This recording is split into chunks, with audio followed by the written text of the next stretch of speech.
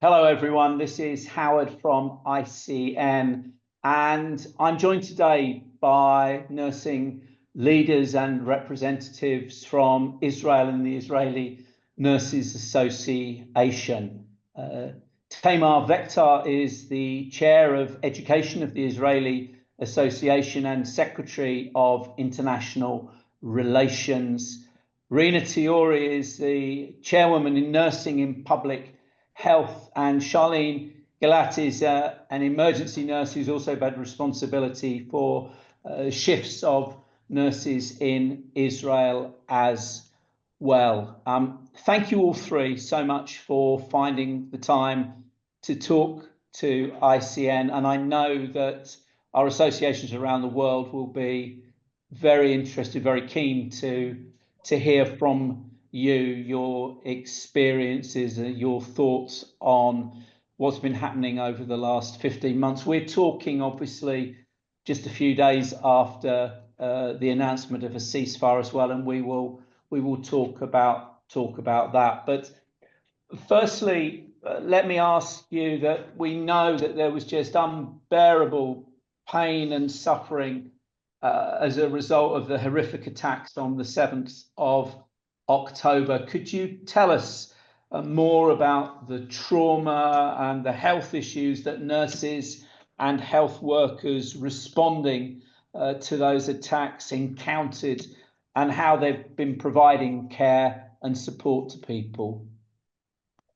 Okay, I work in the Barzilai Medical Center, which is the closest hospital to the settlements that the people were taken hostage, very, very close to Gaza, and all the settlements that live near to Gaza. For my unfortunate luck, I was working on that Friday night between the 7th of October to the 8th of October. I was in charge of the hospital. And 6:30 was getting ready to close the shift and prepare myself to give the shift over to my nursing friend that had to come in there, change me at 7 o'clock. And at 6 o'clock in the morning, 6:30 in the morning, sirens all over Ashkelon and all over the settlements around Ashkelon. In my home, my husband phoned me. I live in a settlement that's about 15 minutes from Gaza. My husband phoned to tell me that non-stop sirens. And I don't even know how to explain to you from that moment until 6 o'clock the next day, what me and all my nursing friends in the hospital, what we went through. The doors of the emergency room and the doors of our trauma unit opened and they just didn't close. And also us as staff, we had to call staff to come from their homes because we needed backup, obviously. And a lot of them had to leave their homes when there were missiles and sirens in the sky, and leaving children at home. Some of our staff, we lost contact with them because quite a few of them live in these settlements that the terrorists were in their settlements and they couldn't answer us. And it was just the most horrific day, and these are things that I know I can't forget, and I know all the nurses that I work with in the emergency room and all through the hospital, we can't forget. And it's something that nearly every shift we talk about, and we're 15 months afterwards and we still talk about it. You tell an incredibly powerful story and paint the picture of the reality of what you and the other nurses had to deal with. We absolutely condemned the horrific attacks of the 7th of October as being completely unjustifiable. And I think many nurses just can't imagine how they would be able to continue to do their work, but also can't imagine what it would be like to have a relative taken hostage and held for so long. And we understood from the association that one of the hostages was indeed the daughter of a nurse. Can you tell us something about how the association have been supporting the relatives and the families of the hostages? Well, in our particular hospital, we also had a nursing student who was a student that's studying in our nursing school. We have a nursing school, and his wife and his children were taken hostage. Of course, the nursing school and the hospital comforted him, gave him all the comfort and the help that he needed. And I know that our nursing association completely helped him, gave him time off from the studying. I know that when his wife and children were released in November, when we had the first hostage agreement to release the hostages, and they of course left the settlement that they live in, and they went to live in Tel Aviv, and they allowed him, the nursing association allowed him to continue his studying in a hospital in the center of the country. I want to ask you, Howard, a question.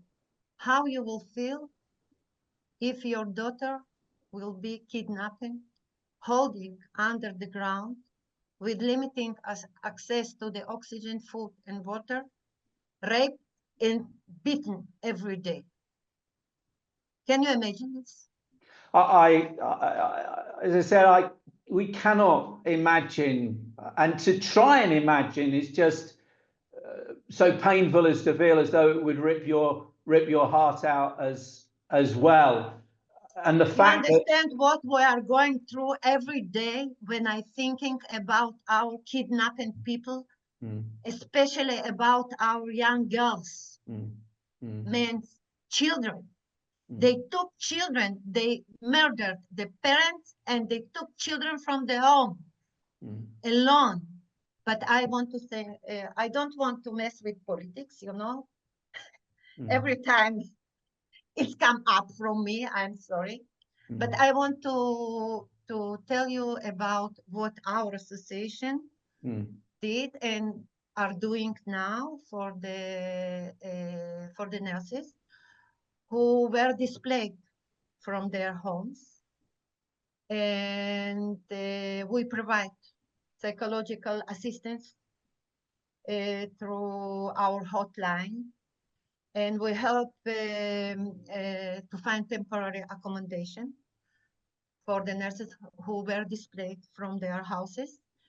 And we help also to our reservists to understand their rights.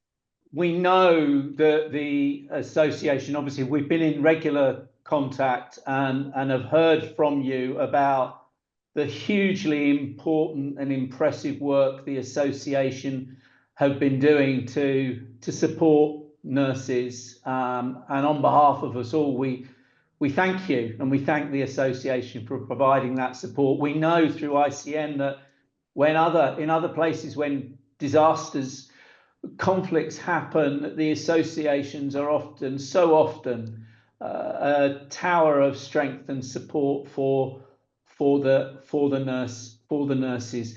Tell us, have nurses been able to take any time off over the last 15 months? What sort of additional support has been required for the nurses during this time? And I guess what your thoughts are about from here onwards. We've had news of the ceasefire in the last few days, and what your reaction and the reaction of your nurses, your colleagues, has been to that. I want to say that we have nurses at the border of Gaza, in Sderot, in Netivot, Ofakim, all the cities in Israel, in the southern Israel, where they were displaced for a long time. And the association arranged them where they are living now to continue to work. I have to say that in Israel, we have a public health nurses who from the 8th of October, women were discharged from the hospital to get home with her babies. And nurses went to their home. Each woman get a nurse at home to a little bit of trying to explain to her how to manage to be at home under siren and attack and missiles, and a little children at home, how to manage to be able to continue their life. You ask us about the feeling, what we're feeling about the releasing of the prisoners, terrorists. There is some nurses whose relatives were murdered by the same prisoners. And they are now free. And some of them are very afraid that they will turn back to the terror. And we will be again in the blood cycle. Listen, I think we share with you the how fragile the ceasefire may be, and it's complicated as well. We know that also. Rena, you talked about the work of nurses with mums and with families. In terms of the rest of the population as well, tell us a little bit about some of the other health needs that nurses and the health services have been responding to. I live in the southern of Israel. We were from the 7th of October. We were in charge of every, the eldest people in Israel, in institution, and every institution in this area. The nurses take care by phoning the people, by visiting those people, by we can't. There were people that they didn't have any medicine at home, so in our public health get the medicine until they get home to each person that needs. From view of children, well, most of the children in southern Israel get psychological health now, because it was a very long time of siren and attack and bombing. I would like to also describe to you how we worked in the hospital from the 8th of October on for the next 3 or 4 months. Because our hospital was in Ashkelon and we had a lot of sirens and bomb attacks, the hospital, all the wards of the hospital, we had to go down to -2, and all the wards that were on the high floors, we had to take all the wards down so that they'd be protected. We worked like that for about 4 or 5 months. We were working shifts of 12 hours as well. The hospital and us as nurses, during all this hard time, and it's very difficult to work in that kind of situation, we maintained. It was very important for us to continue maintaining a high standard of treatment for all the patients that came through to the emergency room. There's a war, but people are sick as well. We had winter, we had a terrible a flu epidemic last winter as well, with lots of flu patients. We continued to treat them. We continued in our hospital operations. We didn't stop any of our treatment to our patients, and that was another thing that was we also weren't allowed to take leave. We were only allowed after about 4 or 5 months. They started letting us take leave. It was a very, very, very stressful time for all of us, and I'm very proud to say that I think as a hospital, and it's thanks to the Nursing Association in my hospital and in the country, that we were able to, we were, in a way, I think of ourselves as survivors as well, even though we were in our homes and I feel, I'm proud of us. I'm proud of the work that we did. I'm very proud to say that every nurse in this country,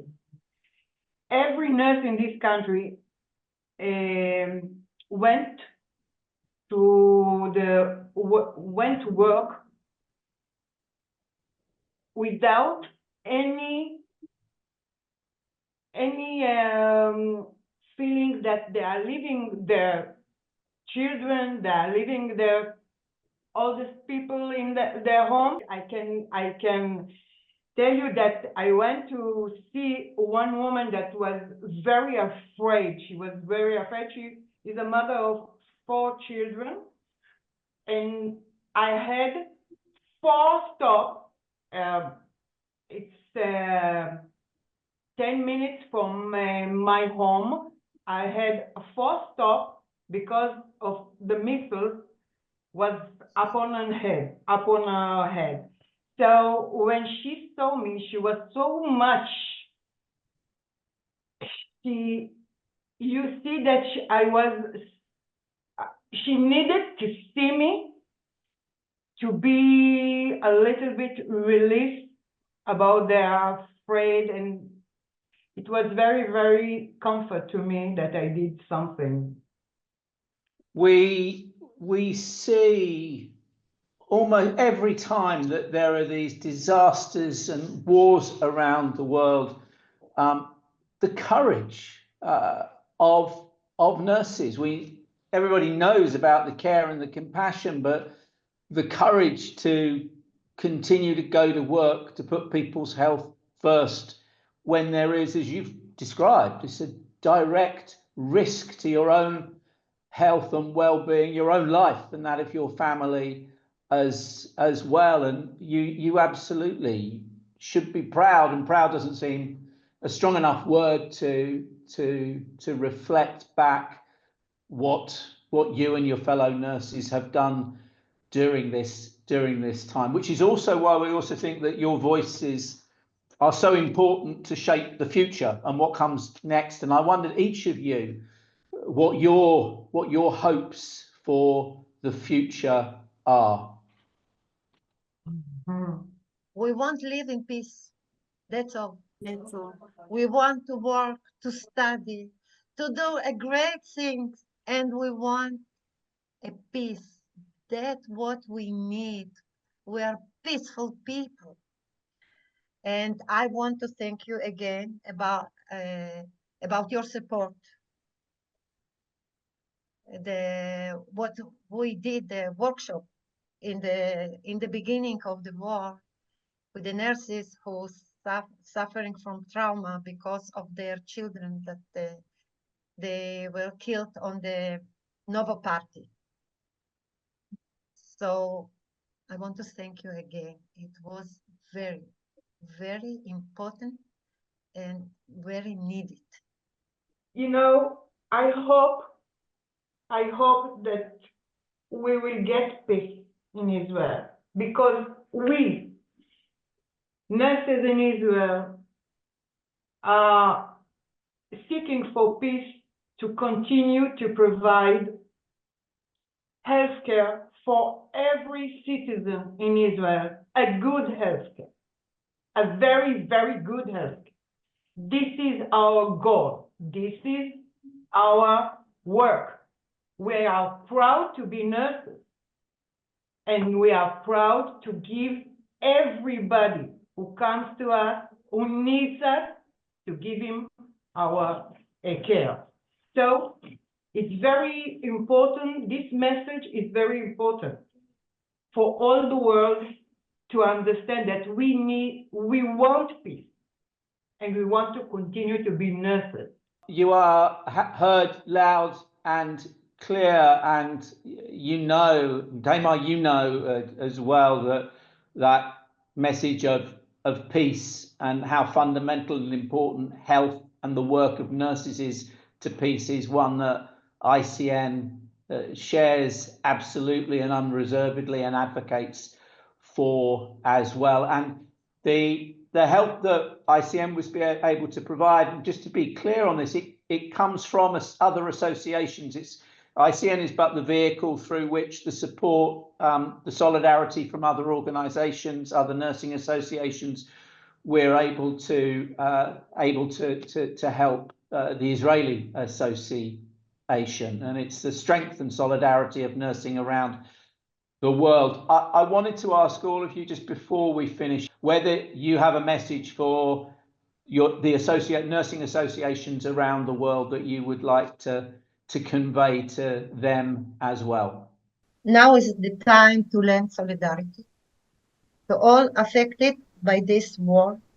The global support is very important for us, for our healing, and for our strength. And I want to thank you, and to thank to every member of this association. I see. Thank you very, very much. I would like just to point out that, like my friends have said, we want to live in peace and harmony with ourselves and with our neighbors and with the rest of the world. We are a country that wants peace, and I, as a nurse, want to continue to be a nurse, to treat every single citizen of Israel and give whatever I can for the years that are still, the few years that I have left to be a nurse. I'm proud to be a nurse. I'm proud to be an Israeli nurse. And just one small little story, if I may tell you. All the nurses that worked, well, most of the nurses that worked on the 7th of October in our emergency room, it was such an impact that as a group, we decided that it's a day that we should never forget. And we all made a tattoo on our hand. The same tattoo, I don't know if you can see it. Yeah, I don't know if you can see it. We all have this, so that it's a day that we will never, ever, ever forget. Thank you for sharing that. Thank you for your time, for your powerful stories of the reality of what you've been through, the current situation, but also the inspiration that you give for not only what nurses do in the face of the horrific things that you've seen, but also the hope that nurses bring for the future as well. Thank you all very much.